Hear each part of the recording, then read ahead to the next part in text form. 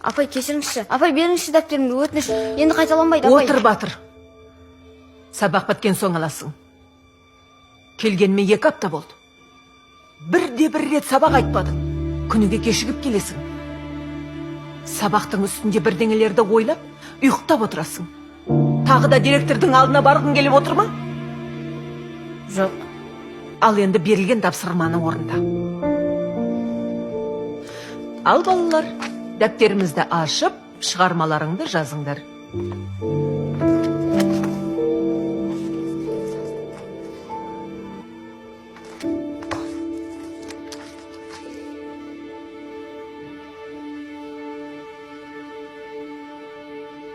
Менің өмірім тамаша еді. Ал арманым одан да көп болатын. Уақыт ұрлап барады ажарымды, аңа сенің өмірің ғажап үлгі. Өткен күнге отырсың шүкір айтып, құтқа балақ кешкен мұң Бірақ бәрі су сепкендей басылды. азабыңды.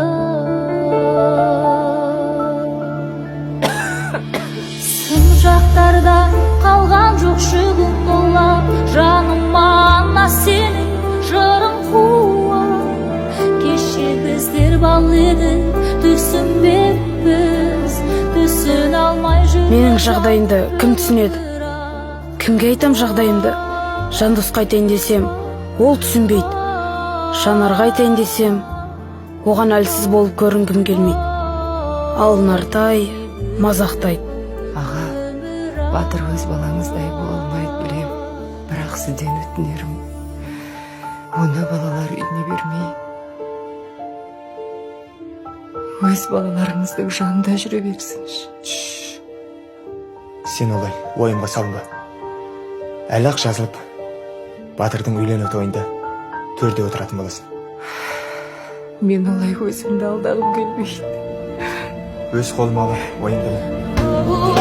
Сын жақтарда қалған жоқ шүгін болап, жаныма ана сенің. Анам өмірден өткен соң, мен үшін өмірдің мәні қалмады. Анамды тек түсімде көретін болдым. Кейде армандаймын, анамды түсімде көрген бойда сол күй оянбай кетсем екен деп. Ал оянып кетсем, қатты өкінем. Шіркін-ай, өмірде анам бір рет құлыным деп айтқанын естісем ғой. Сіз қайдарсың кешігіп? Тіліктің бәрі қалды ғой жайында. Әдеме етсен қажет пе? Бол тез! Бол дедім ғой мен саған! Сүміремей бол тез жаса!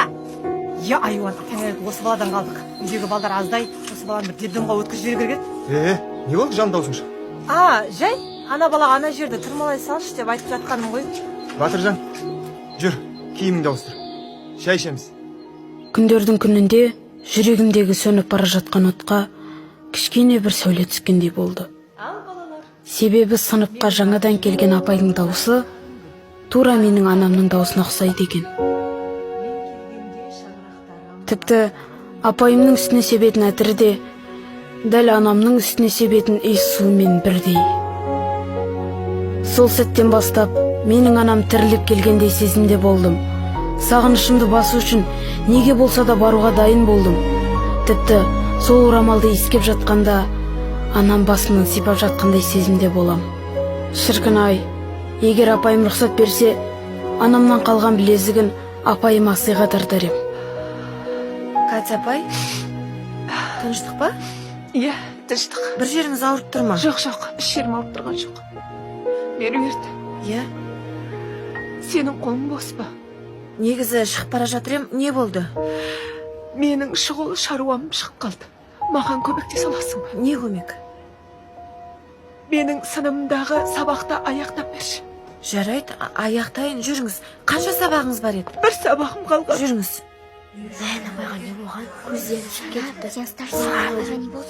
Тыныш. Жақсы сау болыңыз. Балалар, қалған сабақты мен жалғастыратын болам. Батыр, заттарыңды жинап, сыртқа шығып кетші.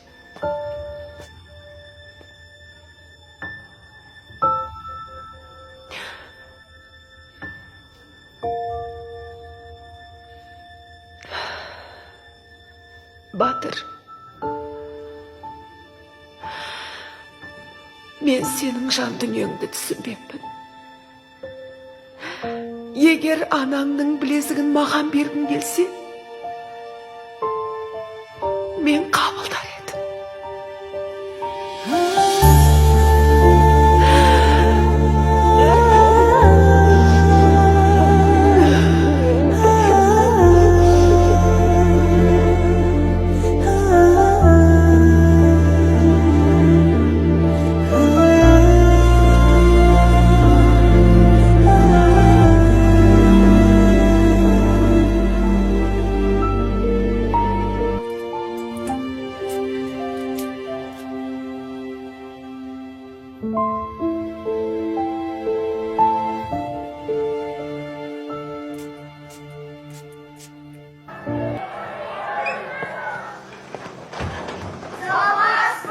Сәлеметсіңдер ме, балалар, отыра қойыңдар.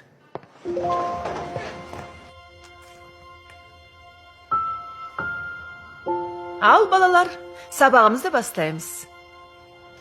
Сендерге қосымша сұрақ. Ақтабан шұбырынды оқиғасы қай жылы болды? Кім білет? Абай, мен айтайыншы.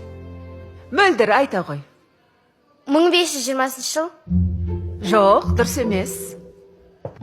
1960 жыл ма? Жоқ, дұрыс емес. 1720.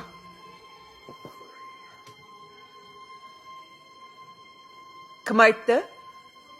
Мен. Батыр. Тұра ғой, жалғастыр. Ақтабан шұбырынды оқиғасының болған жылы 1720 жыл. Жарайсың. Саған 5. О, бұна сасығың 5 алды ғой. ғана ашып айтайын, асылайын, сенен басқа түсінетін мені, жан бар ма жалғанда, сенен басқа. 10 жыл тұрасың, қардай болып кіресің, таудай болып шығасың деп, осыдан 11 жыл бұрын мектеп табалдырығын аттап кірген едік. Енді міне мектеп түлегі болып тұрмыз. Ұстаз деген ол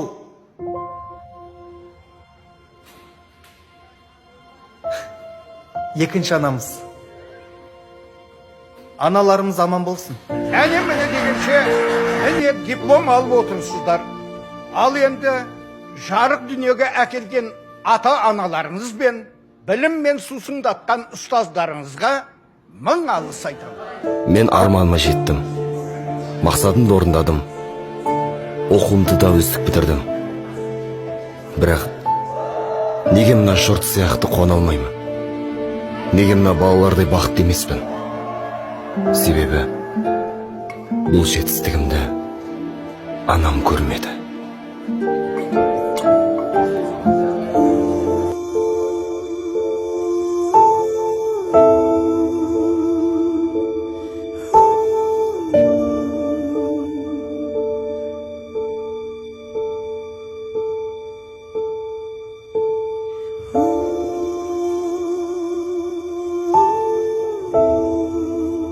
Батыр, айналайын.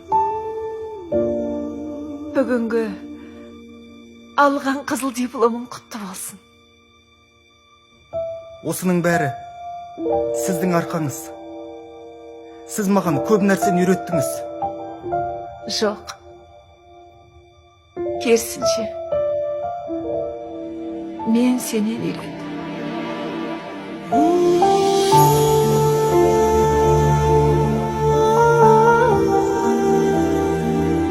Ана деген адамның басындағы алтын тәж секілді.